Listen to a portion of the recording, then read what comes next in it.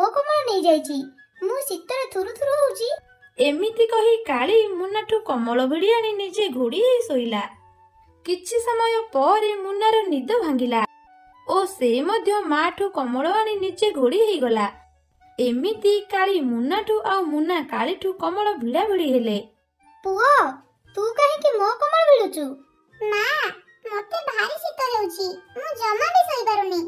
ମୁଁ ଯେତେବେଳେ କମଳ କିଣିବାକୁ ଯାଇଥିଲି ତତେ ତ ଡାକିଥିଲି, ତୁ ତ ଗଲୁନି। ଆଉ ଏବେ କାହିଁକି ମୋଠୁ କମଳ ଭିଡୁଛୁ?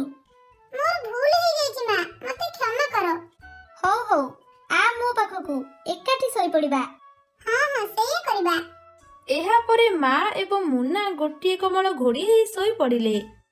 ପରଦିନ ସକାଳ ହେଲା।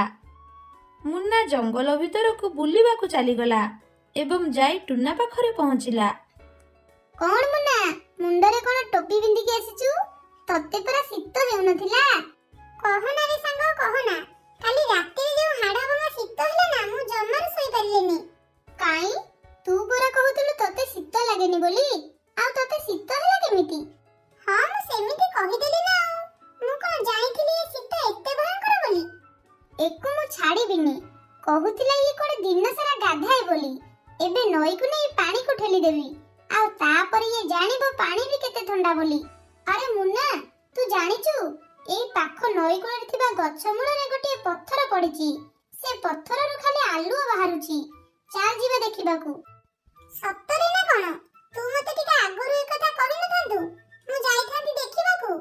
ହଉ, ଏବେ ଚାଲ ଦେଖି ଆସିବା। ଚାଲ ଚାଲ। ଏହାପରେ ସେମାନେ ନଈକୂଳ ଆଡ଼କୁ ଗଲେ ଏବଂ କିଛି ସମୟ ପରେ ସେଠି ପହଞ୍ଚିଲେ। କୋଉଠି? କୋଉଠି ସେ ପଥର? କୋଉଠି କଣ? ନଈ ପାଣିକୁ ଦେଖ। ଟୁନାର କଥା ଶୁଣି ମୁନା ନଈ ପାଣିକୁ ଚାହିଁଲା।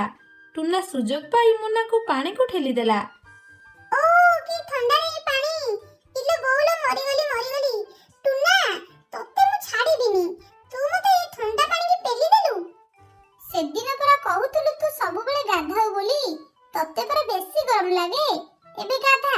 ଟୁନା, ରହ ତତେ ଦଉଛି। ଏମିତି କହି ମୁନା ଟୁନାକୁ ଗୋଡ଼େଇଲା ଓ ଟୁନା ସେଠୁ ଉଡ଼ିଗଲା। ସାଙ୍ଗମାନେ, ଏ ଷ୍ଟୋରିଟି କେମିତି ଲାଗିଲା ଆମକୁ କମେଣ୍ଟ କରି ନିଶ୍ଚୟ ଜଣେଇବେ। ଥରେ ଗୋଟିଏ ଛୋଟ ଶୁଆ ଜଙ୍ଗଲରେ ଉଡ଼ିବା ବେଳେ ତାର ନଜର ଗୋଟିଏ ଥୁଣ୍ଟା ଗଛ ଉପରେ ପଡ଼ିଲା। ଗଛଟି ପାଣି ପାଣି କହି କାନ୍ଦୁଥାଏ। ପାଣି, ପାଣି, ମତେ ଟିକେ କିଏ ପାଣି ଦିଅ। ଗଛର କାନ୍ଦ ଶୁଣି ଛୋଟ ଶୁଆ ଛୁଆ ସେଠାକୁ ଗଲା। ଗଛ ମଉସା,